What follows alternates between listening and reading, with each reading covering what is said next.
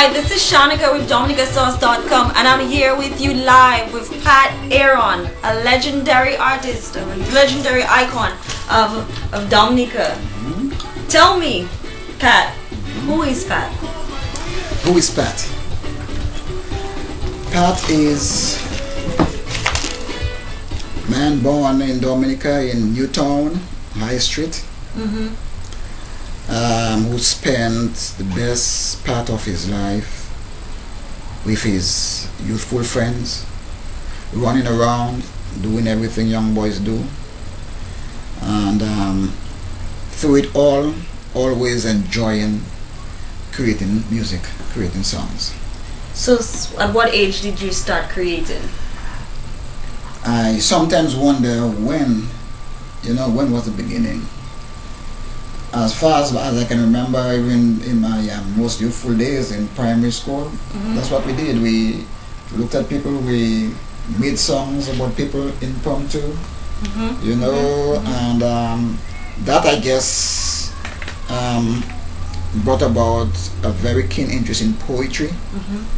And music is, especially songwriting, is part poetry, a great part poetry.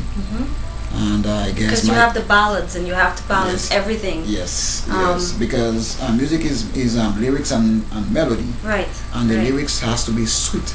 Right. And poetry is the medium that mankind has used to capture the hearts of people. Right. So it all developed together. Right. It's the thing I always did love, and it has become something of an addiction to me. Oh, addiction. You've been addicted to it so far for over 40 years. Yes. 40 long years. That is quite a bit. Tell me some of your highlights. Let me see.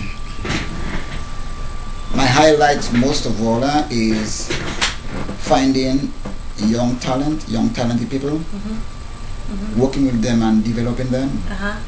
Because I think I'm a person who like to develop people. I like to create successes, especially of underdogs. And underdogs like Dice? Yes. The amazing Dice? Yes, and the underdogs come from all spectrums of life, and like I say, their success is my success. Awesome.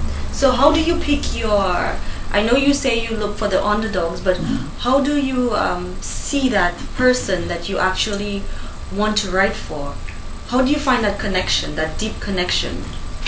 Well, the person has to have some talent. But then again, I have worked with some people who had little or no talent as well, and that is a challenge for me. Because I've worked with a few artists who, believe me, whose talent is so sparse that I've wondered myself, how have I made them become what they have become?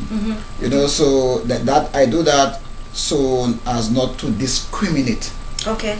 You understand? But the sweetest part of this vocation is finding somebody who already has a talent, something you can work with, and maximizing the person's talent, looking at it as a challenge, because when you maximize the person's challenge, I maximize my challenge as well. Right. So it's an ongoing thing that I really get a lot of pleasure in doing. Like I was saying earlier, the best or the sweetest part of a job is liking it. Passion. Passion. You're talking about the raw passion. The passion. If you love your work, it doesn't become work. Right. So, in your mind, you've been doing this for 40 years. Who was your icon? Who did you look up to? I mean, who were the people who you said, I want to be like this person. I want to emulate this strength, this Dominican, or whether it's Caribbean, whether it's American, whether it's European. Who was it that you looked to give you that guidance or that strength? Well, I don't know if I ever wanted to emulate anybody, because I always did like myself. I was always grateful that God blessed me with what He blessed me with. But I will mention some people who along the way inspired me, and I would always start with Bob Marley. Then you would have other guys like Peter Tosh, But and as far as Calypso goes, I think I got a great inspiration from Sparrow, Mighty Sparrow, Right. and also from Short Shot, because there was a time when I've heard Short those Shot, names growing up. yeah, My there was a my time- parents are like big Calypso fans right now. I mean, I think my parents would be so excited to see me sitting here with Pat Aaron, talking about Short Shirt and Sparrow. yeah. Just awesome, just really awesome. Yeah, I always remember that a time when Short Shirt controlled the Calypso airwaves, which had always been dominated by the Trinidadians, Yes. particularly Sparrow, and Yes. there was a time when Short Shirt took it over to the point when he tried to enter Calypso competition in Trinidad, and the Calypsonians went on strike. They said, nah, this guy is too good, can't come in our arena, you know. So this guy inspired me. Right, so then knowing that Trinidad was such a major force in Calypso, what made you think that you could actually put Dominica on the globe? Tell me what made you think that way, you know what I mean? Yeah, yeah. I have worked with a lot of Trinidadian guys. I mean, Sparrow and I have met and discussed on many occasions.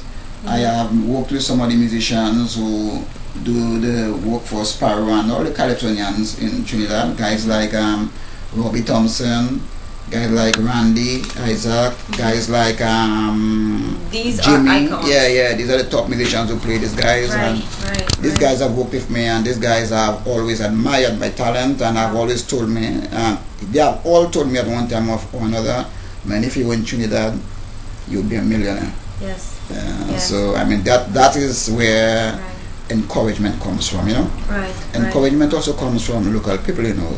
There are a few people who really appreciate talent, they appreciate sacrifice, they appreciate contribution towards country. Right. And this is what encourages me. Right. Because like you know, working in Dominica, it's how you say, it's a labor of love. It's not financially rewarding, but it's something I love doing. It's my passion. So how do you deal with criticism as Pat Aaron? As Pat Aaron.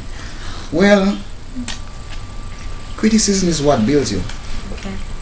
You understand? You listen to every criticism. There are some criticisms I listen to and I just discard it because I realize the easiest thing in life is to criticize. The most the strongest desire of mankind is to fix what somebody else has done. And like I said, the easiest thing is to criticize. Even if you don't know anything about the subject matter, you can criticize. So if you want to be good, you have to listen to criticism. You have to know what to take on and what to discard.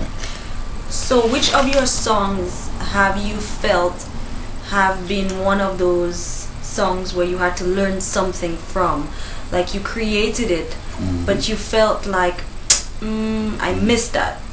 I didn't exactly capture what I wanted, or the artist did not really take it to that level of which I wanted it to. How do you deal with that? To answer your first question, there is always space for improvement in any work you do. But it's like a newspaper or even like a software designer. You work with a time limit. You have to bring the material out by that time. Had it not been the time limit, you could have always done it better. So there's space for improvement. But as far as songs that I think I didn't capture the true essence of the moment, I usually would not bring out the song. So I am very hard on myself because I set a standard for myself that I try to keep and maintain. So if I'm working on a song and I think, you know, I haven't really got it, I'll put it aside.